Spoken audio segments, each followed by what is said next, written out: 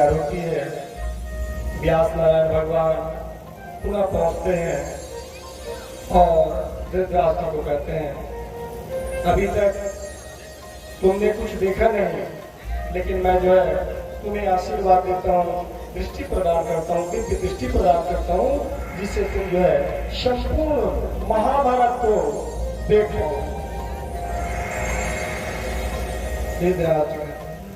भगवान अब तक नहीं देखा तो महाराज जैसा भीषण स्थिति देखूं उससे अच्छा है मेरा विश्वास पार्थी संजय को आप दृष्टि जो है दे देंगे। संजय को व्यास नारायण भगवान के द्वारा दिव्य दृष्टि प्राप्त होती है और उस दिव्य दृष्टि के साथ अब महाभारत की पृष्ठभूमि तैयार। कौरव और पांडव दोनों के पक्षकार, एक तरफ 11 अक्षरी सेना, दूसरी तरफ 7 अक्षरी सेना। अधर्म के धूरी पर संख्या अधिक, दोनों पक्षकार अपने अपने अनुचर और संबंधियों के साथ देने पहुंचे हुए हैं। अर्जुन कहते हैं, हे कृष्ण, हे माधव, युद्ध प्रारंभ होने से पहले मेरा निवेदन है कि एक बार मैं जो है पुनः अपने संपूर्ण रिश्तेदार परिजन परिवार को एक बार पुनः देखता हूँ। भगवान श्री कृष्ण जो है रथ के साथ सारथी बने और वो जो है कौरव और पांडव दोनों सेनाओं के मध्य रथ लाकर कर जैसे ही उनने अपने परिवार, रिश्तेदार, सगा संबंधी, गुरुजन, पितामह सबको देखे तो फिर वो युद्ध का जो साहस था वह टूट सा गया। उसके हाथ से धनुष गिरना प्रारंभ हो गया। अब उनको युद्ध में कोई अच्छाई नहीं लगती। वह कहते हैं कि सब ये तीनों लोग का राज्य भी मिल जाए तो भी अब युद्ध करना जो है मेरे लिए उचित नहीं है। अर्जुन बोले, अपने कुल को मारकर हम कैसे सुखी होंगे? अपने परिजन कुल का नाश करने से कुल धर्म, कुल परंपरा नष्ट हो जाएगा और धर्म के नष्ट हो जाने से पाप पैदा होगा। पाप के बढ़ जाने से कुल की स्त्रियां जो है, स्त्रियों का जो है पतन होगा और स्त्रियों के पतन होने से अवांछित संतानें पैदा होंगी। इसलिए हे केशव, हे माधव, मुझसे युद्ध नहीं होगा। भगवान श्री कृष्ण बोले, हे अर्जुन, पंडित जन न तो जीवित प्राणी के लिए और न ही मृत प्राणी के लिए शोक करता है, क्योंकि आत्मा नित्य कभी न मरने वाली है। इसलिए मृत्यु को शोक करना उचित नहीं है। तुम जो व्यर्थ ही मृत्यु के बारे में संशय कर रहे हो, शोक कर रहे हो, इसके विषय में शोक करना उचित नहीं है। और साथ में कहते हैं, परमात्मा द्वारा बनाई गई प्रकृति ही कर्मों के फल की रचना करती है। इसलिए परिणाम चाहे जो भी हो, इसे स्वीकार करके युद्ध करना ही चाहिए। साथ में भगवान कहते हैं, हे अर्जुन, इस लोक में 2 प्रकार की निष्ठा होती है। मोक्ष की प्राप्ति के साधन का नाम निष्ठा और मेरे द्वारा कही गई ज्ञानियों की ज्ञान योग से और योगियों के निष्काम योग से। इसलिए कोई भी व्यक्ति किसी भी काल में क्षण मात्र के लिए भी कर्म किए बिना नहीं रह सकता। एक क्षण के लिए भी, अभी जैसे बैठे हैं, सिर को भी हिला रहे, मतलब ये कर्म है। विचार मंथन कर रहे प्रत्येक क्षण आपको कर्म करना पड़ता है। कोई भी व्यक्ति किसी भी काल में क्षण मात्र के लिए भी कर्म किए बिना नहीं रह सकता। इसलिए मनुष्य प्रकृति से उत्पन्न गुणों के वश में होकर कर्म करते ही रहता है। इसलिए मनुष्य स्वयं कर्मों का कर्ता मान लेता है, इसलिए वो अपने आप को ही कर्ता मान लेता है, जबकि वास्तव में संपूर्ण कर्म प्रकृति के गुणों के आधार पर किए जाते हैं। इसलिए मनुष्य को चाहिए कि इंद्रियों के भोगों में जो आसक्ति और दोष स्थित है उससे बचकर कर्म करें। अपने नियत स्वाभाविक कर्म को करना चाहिए। अन्य के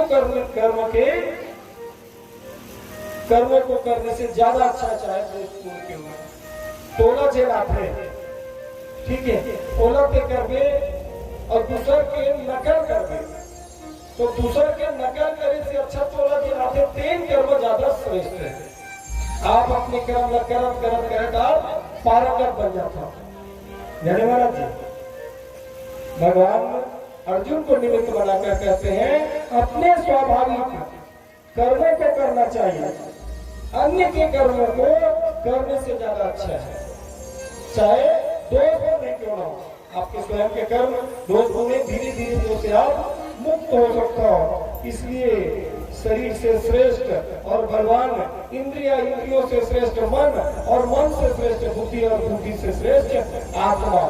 इसलिए जो आत्मा को श्रेष्ठ मानकर बुद्धि के द्वारा मन को वश में करके अपनी शक्ति को समझकर इस काम रूपी शत्रु को समाप्त करता है, और जब जब प्रत्येक काल में धर्म की हानि होती है, धर्म की वृद्धि होती है, तब मैं प्रकट होता हूं।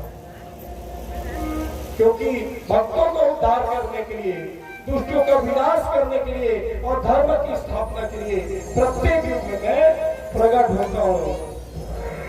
साथ में भगवान कहते हैं इसलिए परमेश्वर न मनुष्य के शुभ कर्म को और न ही पाप कर्म को ग्रहण करता है। इसलिए जिसने इंद्रियां, मन और बुद्धि को जीत ली, और जो राग, भय और क्रोध से रहित है, और मुझे तत्व से जानता है, मुझे समस्त लोगों और देवताओं का परमेश्वर एवं समस्त जीवों का उपकारी जानकर मेरी भक्ति करता है, वह मनुष्य मुझे शांति से प्राप्त करता है। इसलिए जिस मनुष्य ने मन को जीत लिया, सबसे पहले जीतना है अपनापन मन ला, तो सार गर्भित में भगवान कहते हैं जिस मनुष्य ने मन को जीत लिया, मन का सर्वश्रेष्ठ मित्र। आपने अगर मन को जीत लिया तो आपका मन आपका सर्वश्रेष्ठ मित्र, अच्छा संगवारी, और जो ऐसा नहीं कर पाया उसके लिए वह शत्रु। मन ला जीतना मतलब आज आप वैद्यराज कर गए हो, वैद्यराज आपला मार्गदर्शन दी, सलाह दी, खट्टा नहीं खाना है, कंद वाला सामग्री बिल्कुल नहीं खाना है। आप अपन मन ला समझा ले, मन ला जीत ले, तो आपके लिए वो मित्र बन के सुगम व्यवस्था के साथ डॉक्टर के मार्गदर्शन में चले, वैदिक राज के मार्गदर्शन में चले, पता चली 4 महीने बाद स्वस्थ हो सब खा सकते। लेकिन आपने नहीं जीत पाया, बहुत सारा दवाई नहीं, वैद्य राज से औषधि नहीं, और उसके बाद मन के वशीभूत होकर नहीं जीत पाए, और उससे पता चलता है उपचार से भी कोई लाभ नहीं हुआ, आपका दर उधर भी गया और स्वास्थ्य बिगड़ते जा रहा है। तो मन का हो गया आपके शत्रु बन गए। तो मन को जीतना महत्वपूर्ण, इसलिए जिसने मन को जीत लिया वह मनुष्य सर्दी और गर्मी, सुख दुख, मान अपमान सब में एक समान है। और हमारा तो जाना महत्वपूर्ण 10 दिन कथा यहाँ सुनाना। आपने पिछले बार बताया कि प्रत्येक परिस्थिति में हर पंडाल में इसने गर्मी लागत चल महाराज जी, गर्मी लागत के कूलर के व्यवस्था की कोई जरूरी नहीं। तो ये परिस्थिति में आपको ढलना है, चाहे आपको सर्दी रहे, गर्मी रहे, सुख रहे, दुख रहे, मान रहे या अपमान रहे, दोनों परिस्थिति में एक समान रहे। ऐसे मनुष्य के ज्ञान से परमात्मा के सिवाय, ईश्वर के सिवाय और कुछ नहीं। इसलिए निसंदेह चंचल मन को वश में करना चाहिए। आपका मन यहाँ बैठे लेकिन मन चंचलता है, और धन्यवाद है वो सब जो इस चंचल मन को नियंत्रित करके 8 दिन हम कथा सुने, अब माइक में कथा न सुन ले वो, और भंडारा में भोजन घरों बना के सेवा दे समझ पा रहे हैं, वो भंडारा में सेवा दे रहे हैं। इसलिए क्योंकि यहाँ महाप्रसादी की व्यवस्था है, व्यवस्थित बन पाए। उन सभी के सम्मान में जो होता ताली हो जाए, जो भी मंच में अनुपस्थित है लेकिन प्रत्यक्ष रूप से रहा के परोक्ष रूप से वहां पर सेवा दे रहे हैं। तो उन्होंने क्या किया, उन्होंने अपने मन को जीता है, चंचल मन को जीता है कि हम जो है आगे से सुनी रहे और साथ में कर्म व्यवहार कर रहे हैं। तो निसंदेह मन को वश में करना कठिन है, परंतु अभ्यास करके ये किया जा सकता है। इसलिए इसको अवश्य ही वश में करना चाहिए, क्योंकि मन को वश में न करने वाला मनुष्य द्वारा ध्यान योग कर पाना संभव है। अब ध्यान करना तो था, लेकिन जब तक आपके मन नियंत्रित नहीं है तो ध्यान योग कर पाना भी संभव नहीं है। इसलिए सभी फल नाशवान होते हैं और देवताओं की पूजा करने वाले भक्त देवताओं को अर्थात स्वर्ग लोक को प्राप्त करते हैं, और मेरे भक्त अनन्य मुझे ही अंत में प्राप्त करते हैं। कृष्ण की भक्ति, भगवान श्री कृष्ण सबसे ऊपर, सब देवताओं में ऊपर, जगत के पालन करता, नियंत्रण करता, और ये मेरे बाकी में जिन्हें देवी देवता है। सरस्वती भगवान की थी कि देवता के पूजन करिया देवता स्वर्ग के अधिकारी बनते हैं, लेकिन जिन मोर पूजा करते हैं आखिर में मुझे प्राप्त करते, ईश्वर को, परमात्मा को प्राप्त करते हैं। इसलिए हे अर्जुन, तुम निरंतर मेरा स्मरण करो और युद्ध भी करो। इस प्रकार मन बुद्धि को मुझ में स्थिर करके तुम निस्संदेह मुझे ही प्राप्त करो। प्रत्येक क्षण आपको कर्म व्यवहार करते रहना है, और कर्म व्यवहार करते करते उस परमात्मा को याद करना है। जब उस परमात्मा को याद करते हैं तो निश्चित रूप से परमात्मा की कृपा दृष्टि से आपके सारे के सारे कार्य व्यवस्थित होते हैं। इसलिए भगवान कहते हैं, यदि कोई अपराधी, भगवान कहते हैं यदि कोई अपराधी अपने बुरे कर्मों को छोड़कर, जाने अनजाने आप पर भ्रष्ट हो गए, बुरे कर्म कर रहे हैं और निस्वार्थ भाव से मेरा भक्त बन जाता है, अचानक एक बार में साक्षात्कार मिला, किसी से ज्ञान मिला, उपदेश मिला, और जब का एक काम होता है सब लोग छोड़ के सीधा सत्मार्ग में आ गए, भगवान के मार्ग में आ गए और निरंतर मुझे भजता है। लाला महाराज इधर उधर के सारे कार्य छोड़कर सतमार्ग में आ गया, निरंतर मुझे ही भजता है, भगवान को भजता है। वह साधु है, साधु जैसा है, क्योंकि उन्हें सारे बुराने का छोड़ दिए, क्योंकि निश्चय ही उसने निश्चय कर लिया कि परमेश्वर की भक्ति के समान और कुछ नहीं। बाकी जिन भी हम कार्य करते हैं वो एक क्या, अब भगवान की भक्ति एक क्या। तो जिसने मान लिया कि पुराने सारे कार्य को छोड़कर परमेश्वर की भक्ति में दिन ज्यादा बनाता है और मानता है कि परमेश्वर की भक्ति के समान कोई दूसरा नहीं, इसलिए वह शीघ्र ही धर्मात्मा हो जाता है। इसलिए जो लोग मेरी शरण ग्रहण करते हैं वह परम गति को प्राप्त करते हैं। आखिरी में जब मोर शरण में आते हैं परम गति को प्राप्त करते हैं। इसलिए मेरे भक्त बनो, मुझे नमस्कार करो, मेरी पूजा करो, इस प्रकार तुम मुझे ही प्राप्त करोगे। और इतने सब बोलने के बाद भी जब अर्जुन की बुद्धि में कुछ भी नहीं समझ आता तो भगवान जो है अपना विराट स्वरूप दिखाते हैं अर्जुन को, और उस विराट स्वरूप में कहते हैं, देख मैं ही समस्त जीवों के हृदय में स्थित वह सर्वात्मा आत्मिक रूप है। हम भगवत कथा के प्रारंभ में बोलते हैं कि आपके हृदय में विराजमान उस परमात्मा को प्रणाम। शंकर भगवान अपनी स्थिति में बैठे बैठे प्रत्येक क्षण प्रणाम करते थे, प्रत्येक जीव मात्र को, लेकिन जो अहंकार से भरा व्यक्ति है उसे वो प्रणाम का अनुभव नहीं देते। तो भगवान कहते हैं कि जितने भी व्यक्ति हैं उनके आत्मा के रूप में मैं स्वयं हूँ, और साथ में कहते हैं मैं ही विष्णु, मैं ही सूर्य और नक्षत्रों में मैं चंद्रमा मैं हूँ। साथ में भगवान कहते हैं मैं वेदों में शाम वेद, देवों में इंद्र और इंद्रियों में मन तथा प्राणियों में चेतना मैं ही शंकर, आठ भस्मों में अग्नि, पर्वत में समेरु पर्वत, पुरोहितों में बृहस्पति, सेनापतियों में कार्तिकेय, जलाशय में समुद्र, महर्षियों में भृगु और वज्रों में ओंकार,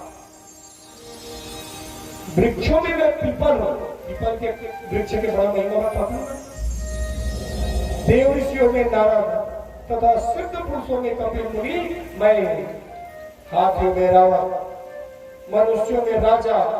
इसलिए राजा का सत्कार होता है, जो आपका प्रमुख होता है मुख्य होता है, उसका सत्कार करें कि उसमें परमात्मा वास करते हैं। और गायों में कामधेनु, संतान उत्पन्न करने के कारणों में प्रेम के देवता कामदेव, नागों में शेषनाग, शासन करने वाले में यमराज, गिनती में समय, यानी प्रत्येक स्थिति में परमात्मा जो है अपने आप को बताते हैं कि हर स्थिति में मैं हूं। इसलिए अर्जुन समस्त लोगों का नाश करने वाला महाकाल है। ये जो महाकाल है ये समस्त लोगों का नाश करने वाला महाकाल मैं हूं। इस समय इन लोगों को नष्ट करने के लिए ही आया। ये महाभारत के युद्ध में पहुंचे हैं, ये लोग नष्ट करे काम से है। इसलिए विपक्ष के सेना ने जो योद्धा तुम्हारे युद्ध न करने पर भी इन सबका नाश हो जाएगा। आप विचार करें, युद्ध करें और ना करें, दोनों ही परिस्थिति में इनका नाश होना तय है। और मैं स्वयं महाकाल बन के यहाँ पर आया हूँ। इसलिए तुम युद्ध के लिए खड़े हो जाओ और यश को पाओ। कर्मों में सब चीज मान सम्मान यश रखते पावे। ये भागवत के आयोजन तय से कि फरवरी महीना आई 10 तारीख से 18 तारीख के हुई। अर्जुन के निमित्त आप मन निमित्त बन के बैठ गए। मान सम्मान यश सब आप के हिस्सा में मिला था। और चाहो तो घबराहट लगे थे, हाथ गोड़ फूला थे, समझ में आवत नहीं कैसे हो भाई कौन से जीव है, ऐसा भी हो सकता। क्योंकि बहुत बार हमने भागवत आयोजन में देखा है, सारी व्यवस्थाएं बनने के बाद आखिरी में मैं पद का शिकार हो जाता है व्यक्ति कि मैं भागवत कर रहा हूं करके। और जब उनके मन में यह मैं पद का भाव आता है फिर वो कुछ नहीं करता। एक दृष्टांत, अब ये भैया जी लोग यहाँ गए भी थे भागवत में, हथवन गांव। ये हथवन गांव में हम लोहासी में भागवत कर रहे थे। दिसंबर 2021 आखिरी तिथि था। तो फोन आता है कि महाराज जी 31 तारीख को नया वर्ष से पहले वाला दिन 31 दिसंबर को जो मुख्य यजमान है उनका सगा भांजा एक्सीडेंटल डेथ हो गई, मृत्यु हो गई। तो इसलिए हम सब ने विचार किया कि हम लोग तो सब जो है वहां कार्यक्रम में जाएंगे, तो भागवत जो है कैंसिल करना है। स्पीकर आम था, गाँव वाले लोग सब बैठे थे। ब्याज उसी समय की बात थी। मैंने कहा ठीक है बड़े भैया, स्पीकर आ रहे, सब लोग को सुनाए। क्या भागवत आप करवाने वाले थे? क्या आपको सामर्थ्य कि आप भागवत करवा लेंगे? कि क्या मुझ में सामर्थ्य कि मैं आके वहां पर भागवत की कथा बांच लूंगा? नहीं बोलते नहीं। तब सबको वही करवाता है, तो जो करवाता है वो जानेंगे ना। आप रचना करते हैं, जिसके मुखार बिंदु से कथा का श्रवण लिखा है वही आके कथा सुनाएगा।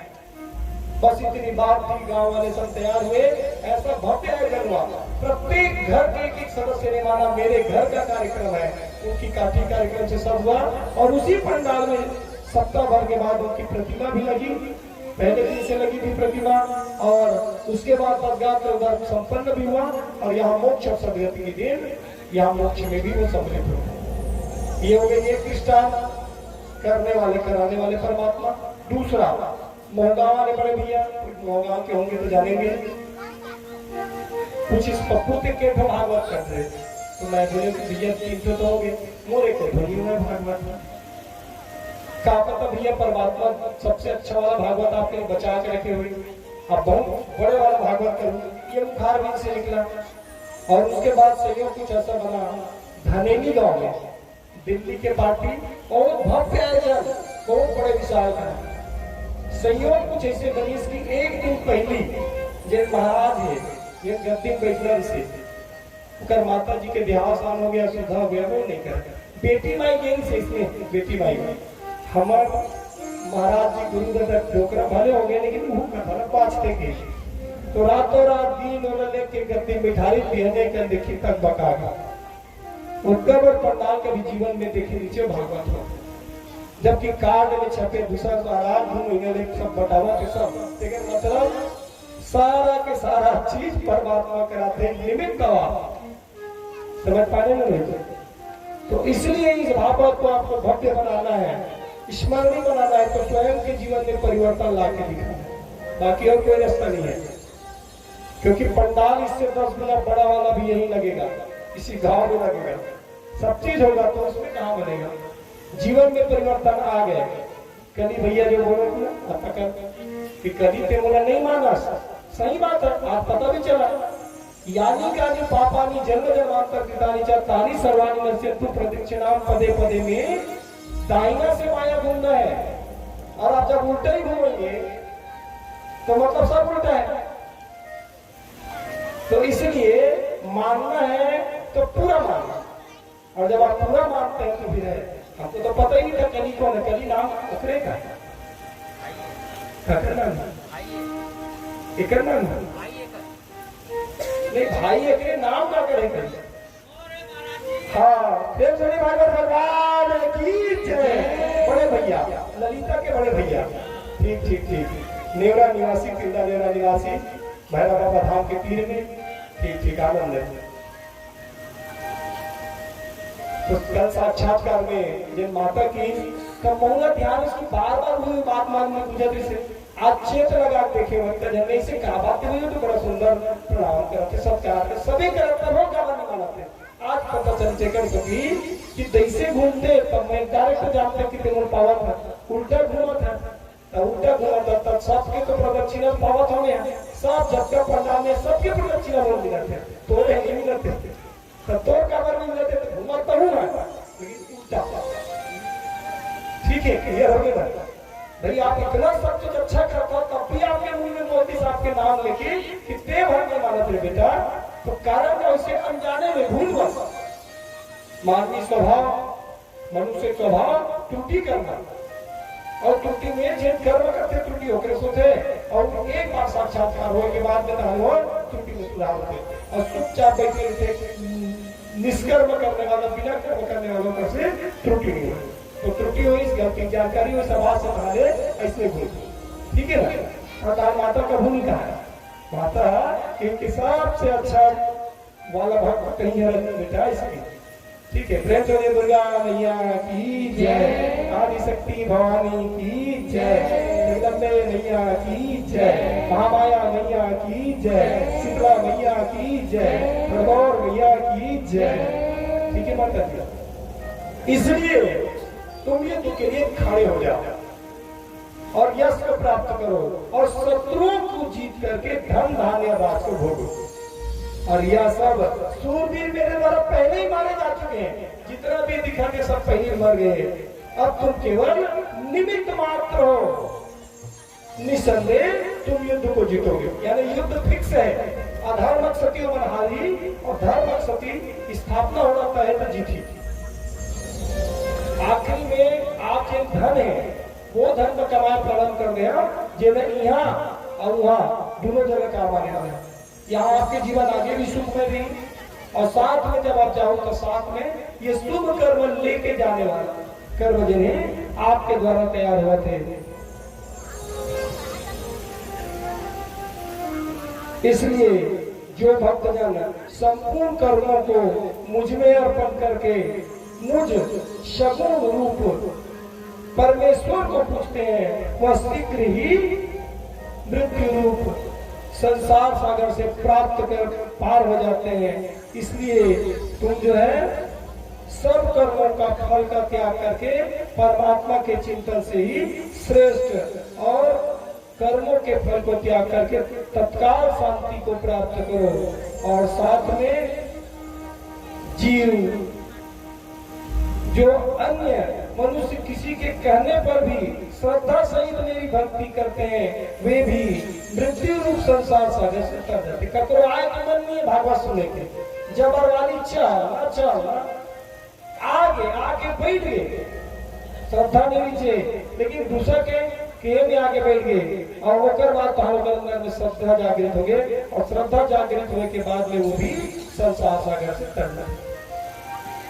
तो वो परमात्मा के काम, आपके काम व्यास पंडाल तक आना, और व्यास पंडाल तक आए बाद ईश्वर के काम, परमात्मा के काम, भगवान के काम जिन्हें आपने संपूर्ण मनोरथ दिलाना, ये भगवान के कृपा दृष्टि दया दृष्टि होकर से आपके संपूर्ण कार्य जिन्हें स्वतः बनते हैं। इसलिए जो मनुष्य मेरे द्वारा बताए गए कर्मों को त्याग कर मनमाने ढंग से कर्म करता है, उसे न सुख मिलता है न परम। मेरे द्वारा बताया गया, मतलब भगवान जी निमित्त शास्त्र बताए गए वो कर्म न छोड़ के अपन मनमाने ढंग से कर्म करते, बोला फलन गति प्राप्त नहीं हुआ है। शास्त्र बताए गए कि आप लोग प्रदक्षिणा ऐसे करना, अब आप अपन मन से करते हो तो निश्चित रूप से आप जने दोष के भागी बनते हो। इसलिए तुम्हें शास्त्र विधि में बताए गए कर्मों को ही करना चाहिए। अब शास्त्र में क्या बताएंगे, भोजन के व्यवस्था के बारे में 17 अध्याय, सात्विक, राजसी और तामसी। सात्विक प्रकृति वाले व्यक्ति जो है आयु, बुद्धि, बल और प्रीति को बढ़ाने वाले और स्वभाव को प्रिय लगने वाले भोजन को करते हैं।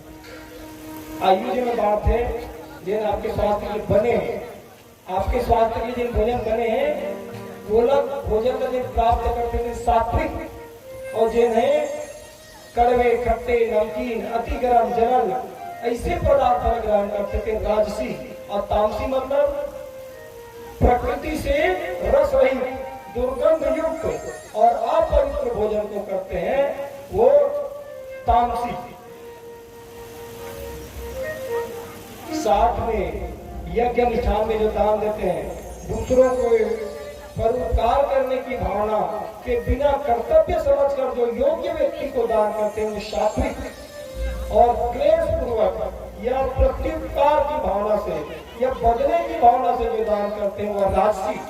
और बिना आदर के, आप इच्छा नहीं है महाराज जिद कर दी, आप फेंक के दे दो, बिना आदर के दे दो, बिना आदर भाव या अयोग्य व्यक्ति जिन दान प्राप्त करे के लायक नहीं है, ओला आप अगर दान करे तो वो जिन्हें वो कहलाते तामसी दान, उसका कोई लाभ नहीं।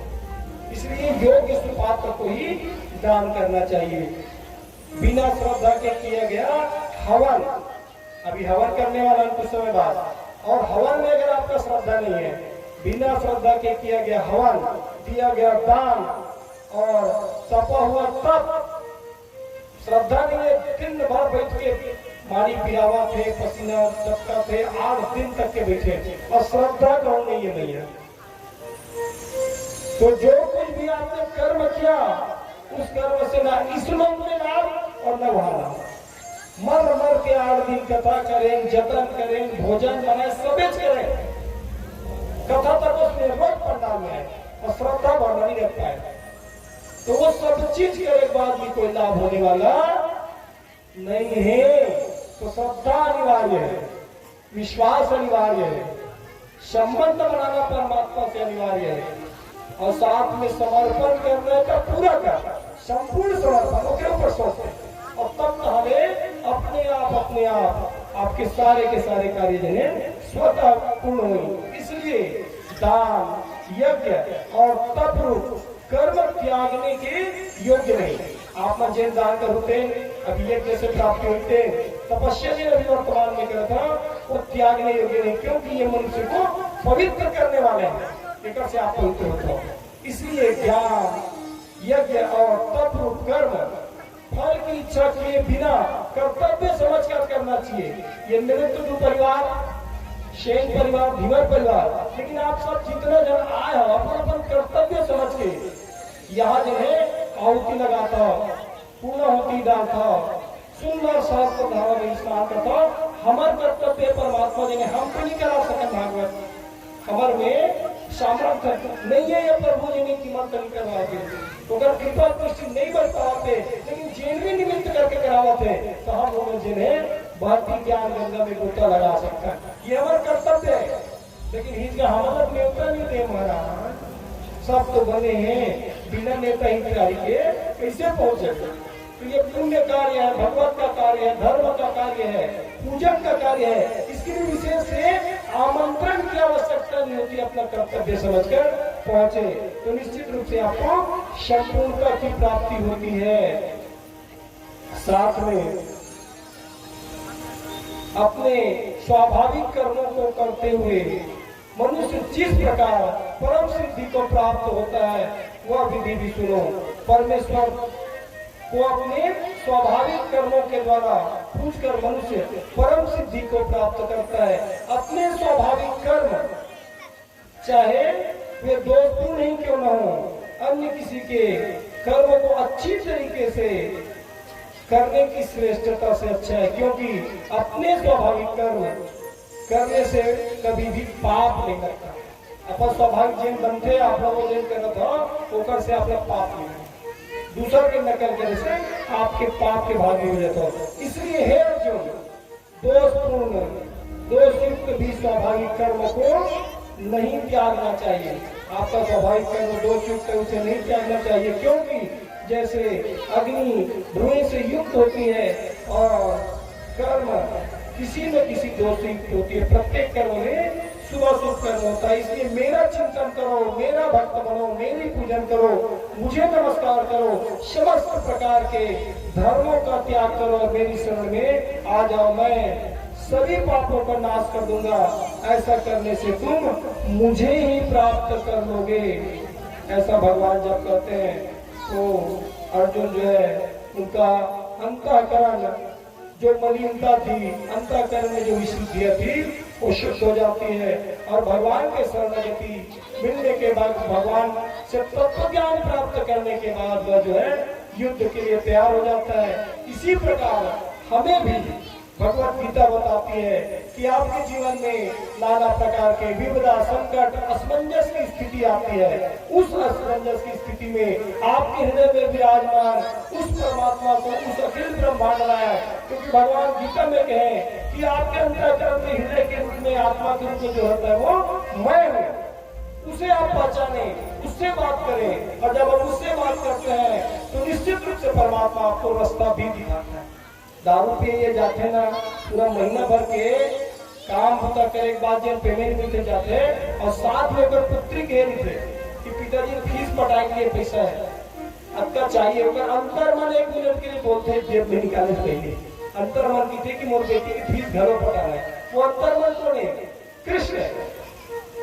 और वही मेरा कृष्ण के बाद मनी मान के वही दूसरा अंतर्मन में जैसा पूरी थे आपके सलाहकार आपके जीवन के दिशा और दशा बदलते हैं। जहां भगवान श्री कृष्ण पांडव मन के सलाहकार बने तो कहा धर्म की स्थापना के धुरी बन गए, और कौरव के सलाहकार कौन बनी?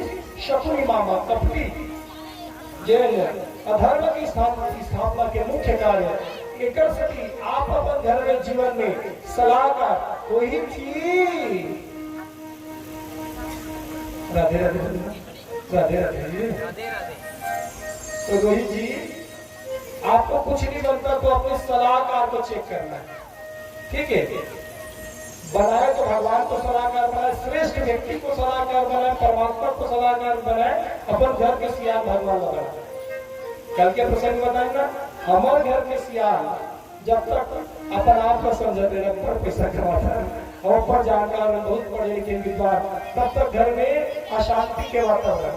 जब से सियान भगवान खुले बन गए, कृष्णचंद्र भगवान के अभी अब कालीगढ़ छोड़े जाओ तो आप लोग देखो द्वारिकाधीश के सुंदर घर में मंदिर बने हुए हैं जहाँ भगवान स्थापित होते और वो भगवान स्वयं संचालित करते।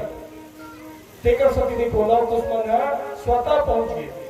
तो घर के सियान सलाहकार जो है ईश्वर को बनाए, परमात्मा को बनाए, श्रेष्ठ जन को बनाए, और सलाहकार तो हम ठीक ठाक नहीं हुए तो आपके घर के जितना भी तरक्की एक झटका में बाधा पड़ जाते, जंग लग जाते आपके दिमाग में, उसके बाद आपके आचरण जनी विपरीत होते, जिन कार्य नहीं करना चाहिए तेन कार्य। भगवान की जय।